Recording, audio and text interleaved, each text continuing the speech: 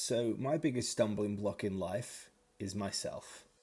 I get in my own way an awful lot. So by creating these crappy little videos, I guess it's my way of focusing a lot of chaos into some sort of positive output, hopefully. So I'm gonna try and commit to uploading every 7, most likely 10 days. Starting with this one, which was never supposed to go out, but I guess you have to start somewhere. In the absence of having a decent introduction, here's Luna eating some peanut butter.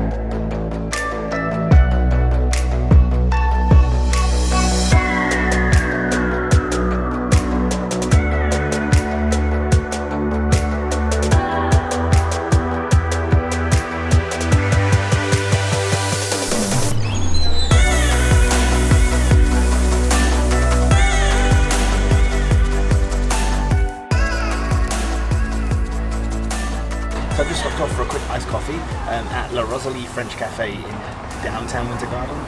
It's by far my favourite spot that I found here. There's really good coffee, really nice food, and it's just a nice spot to sit outside and chill out and people watch. So I'm going to do that from here. Okay, cool, so I've got my cafe and now I'm going to head downtown Orlando.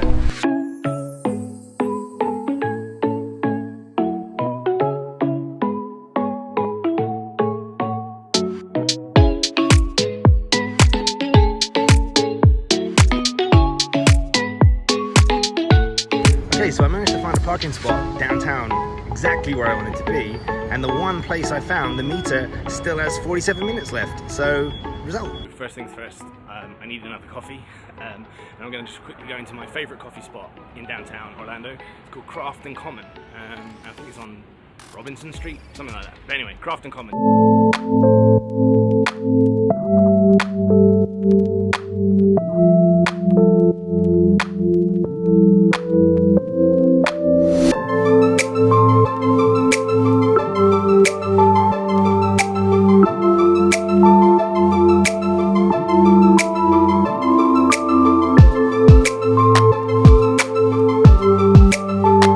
If you love iced coffee, as much as I love iced coffee, the iced vanilla latte at Craft and Common, it's the best.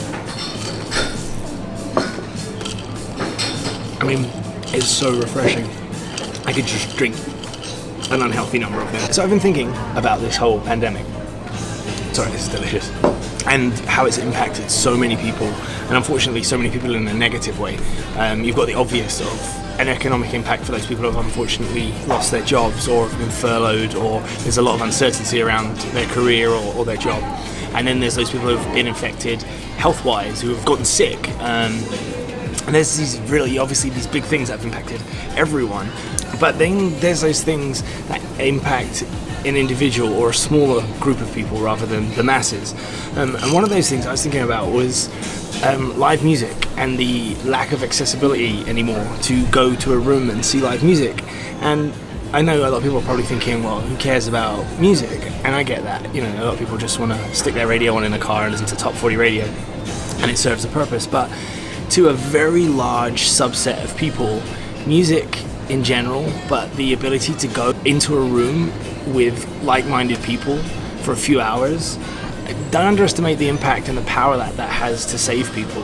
And to some, music is one of their only outlets, and it doesn't matter your background, it doesn't matter your orientation, it doesn't matter your social status. Those 3 hours when the lights go off and the sound comes up, everyone's in there for the same reason, and all those weird differences that we all focus on are gone. And the impact that it's having on those people who don't have that outlet right now to go to a club and just listen to music, whether it be punk rock or country or an EDM night or whatever it might be that you need to connect to, right now that's gone. That affects the musicians. The people whose art that it is are not able to perform, but then the knock-on effect is club owners and bar managers and door staff and security staff and roadies and crews, they're all out of work right now. And then the fans that need those lyrics, they need that connection to feel whatever it is they feel when they listen to that music or hear those words or see that artist on stage, and that's gone. And I'm one of those people that craves live music. I'm one of those people that feeds off of it, and I'm one of those people that escapes going to, whether it be a big arena or a dingy hole-in-the-wall bar on a Tuesday night. And it worries me, because how does that look in the future? I mean, when do we get that back, and does it come back? And how many of these small clubs are even going to survive and reopen? So I mean, I'm sure there's a myriad of other subsets you could talk about, but just music. Hope it comes back. Anyway, enough of my inane chatting. Let's go and look around downtown.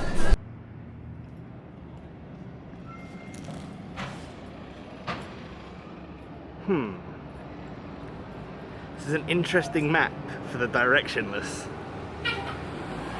Let's go see some swans.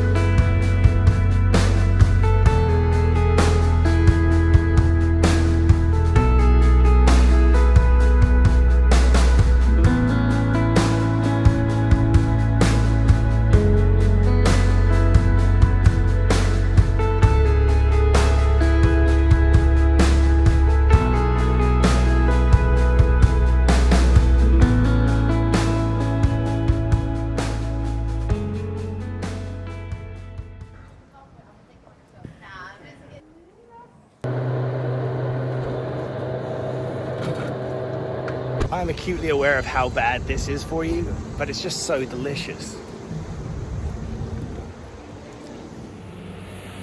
Okay, so it's really hot, and rather than just walking around aimlessly, I'm gonna try out one of these Lime electric scooter things. I have no idea what they're like or if they're any good. You just have to download an app to your phone, and then you scan it, and then it unlocks it, and you can scoot. Also, I want to use my GoPro, but it's been a bit bashed up, and the frame is like it's broken, and the GoPro itself is kind of like, yeah.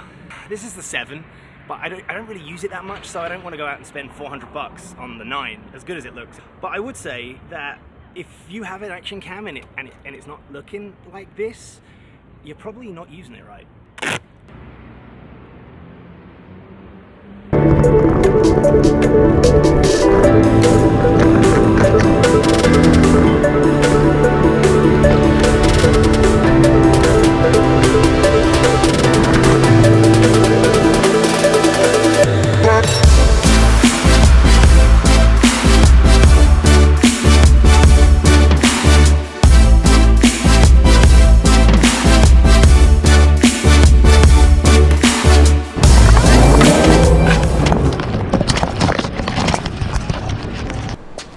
This is Exploria Stadium. It's the home ground of Orlando City SC Football Club, or soccer club, but football club. I think it's on Church Street. One of the things I was looking forward to about coming to Orlando is them having a professional MLS team, because being from England, football is obviously a pretty big thing for me, and when we moved here I was looking forward to it, and then haven't had a chance to come out here yet for obvious reasons. But they have started playing again, and they have started letting fans in again, and they're actually playing tonight against Inter Miami. So it's the Floridian derby, if ever there was such a thing.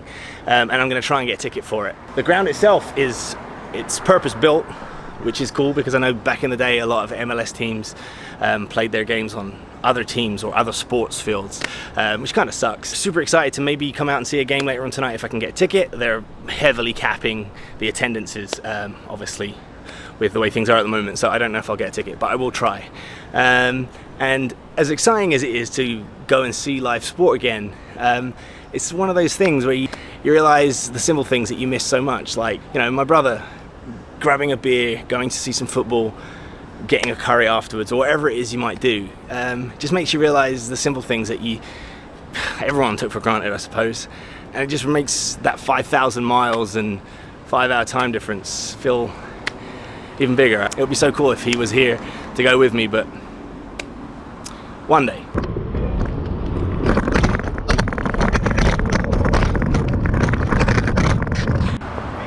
So I managed to get a ticket for the game tonight. While I was over just down the street there at the football stadium, I looked over here and you can see the Amway Center behind me, which is where Orlando Magic play, and it's like a big arena concert venue. And it actually reminded me of a story. One of the first times I remember coming to Florida with my younger brother Matt and my dad back in 2005, but we got tickets to see 9 Inch Nails, Queens of the Stone Age, and Death from Above 1979. What a lineup. Here at the Amway Center, which was then the TD Waterhouse Center, I think. One second. It was Tuesday, October 25th, 2005. We told my dad we were going to take the hire car and we were going to go for dinner or something like that.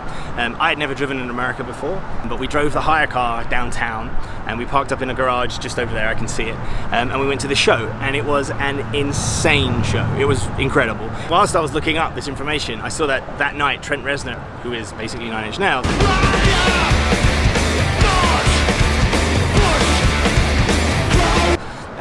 put out a message on the website saying he apologized for the performance, it wasn't very good, etc. So Trent, if you're watching, or when you get around to watching this video, all is forgiven. After the show, we came out super pumped, great gig.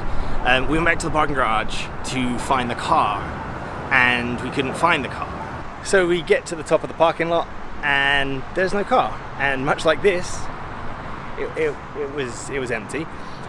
So we thought, oh, maybe we just got confused, it must be somewhere else. So we walked level by level, all the way back to the bottom, no car. All the way back to the top, no car. And in that moment of sheer terror, we thought we're gonna have to call Dad and tell him the car's been stolen, or that it got maybe towed away or something, but we weren't even really supposed to be downtown. And just as we had given out all hope, and we'd started to dial that number, we realized that the car wasn't even in this garage. It was over here. And then we went home. What I kind of was hinting on earlier about the loss of accessibility to people, to live music venues, I wasn't really talking about places like this. This has a multi-million-dollar sports franchise pumping through it with goodness knows how many sponsors, and Ed Sheeran's face is over there, the Biebs is just over here, and this place is going to be fine. I wasn't talking about places like this. I was talking about places like this, places like this. This is my quick review of Lime rental electric scooters. They're useless, they're slow, they go like 9 or 10 miles an hour, they're clunky, the brakes don't work, the bells don't work, they don't steer particularly well, and the price per minute is ridiculous. Absolutely useless. Other than that, they're great. Yeah, the Amway Center, they're gonna be fine.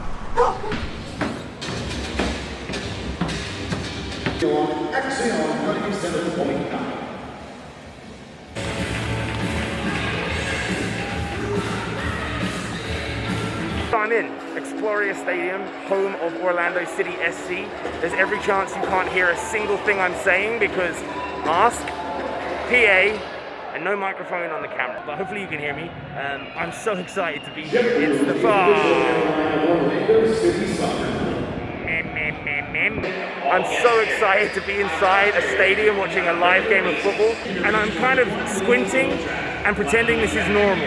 There's very little fan base, we're wearing masks,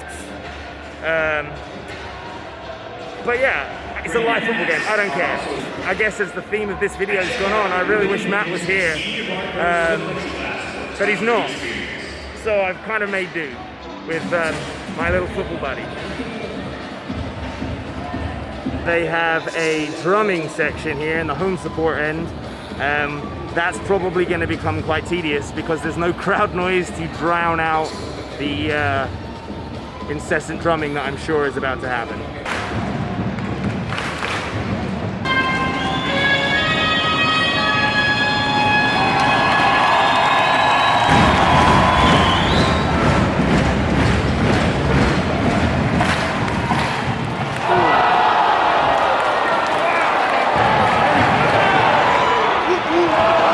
There are a few things that American football stadiums do quite well. Snacks. Beer cans bigger than your head. It's legitimately like trying to drink out of a bucket. These things are so big. Hey, your bathrooms are far too clean. Until the men's bathrooms are so disgusting that you have to hold your breath and not look down, you're just not competing at the top level. It's like, to my right, there's a game of football, and to my left, there's Animal Kingdom. It's very hard to focus on the football with the Beatmasters over there.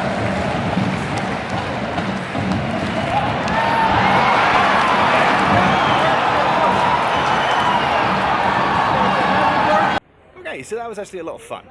The game's just finishing. At the moment, Orlando are winning 2-1. There's a couple of minutes of extra time left because there was an injury and a horrendous refereeing mistake. But I just dipped out early just to beat the small crowd that was in there. Quality-wise, but it was awesome. After everything that's happened this year, just to sit outside and watch some live sport, drink a beer, although obviously it wasn't the same as it usually is. It was awesome. I'm so happy I got to go. As I say, quality. Also, don't bring foam fingers to football. Foam fingers. Nah. And now I have to find my way home. Not really sure where I'm at with the filming, but this probably will conclude whatever mess this is. So, thanks for watching, and happy anniversary, Matt and Megan. Love you guys. See you soon. Bye.